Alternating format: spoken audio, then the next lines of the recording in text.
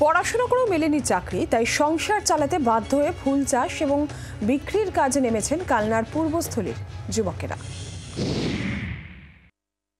BA pass করেছি, কোনো কাজ ফাজ পাচ্ছি না, তাই আমরা ফুলের আপনার ব্যবসায় নেমেছি। কি করবো, চুরি চামারি তো করতে পারি না, করে তো খেতে হবে কিছু। এখন এই চারিদিকে ফুলের নার্সারি হয়েছে, এই ফুল টুল নিয়ে চুরি সাজাচ্ছে। আমি এখন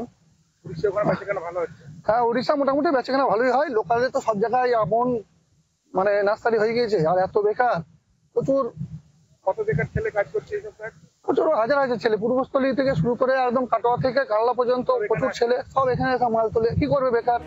চাকরি নেই, কর্মসংস্থান নিয়ে তরুণদের হতাশা বাড়ছেই। হাজার হাজার ছেলে মেয়ে পাশ করেও বেকার ঘুরে বেড়াচ্ছে। এক মুঠো পেটের ভাত জোগাতে ফুল বিক্রির কাজে নেমেছেন কালনার পূর্বস্থলীর বেশ কিছু যুবক।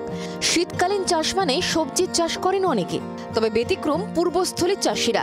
তারা এই মরশুমে বিভিন্ন প্রজাতির গাঁদা ফুলের চাষ করেছেন।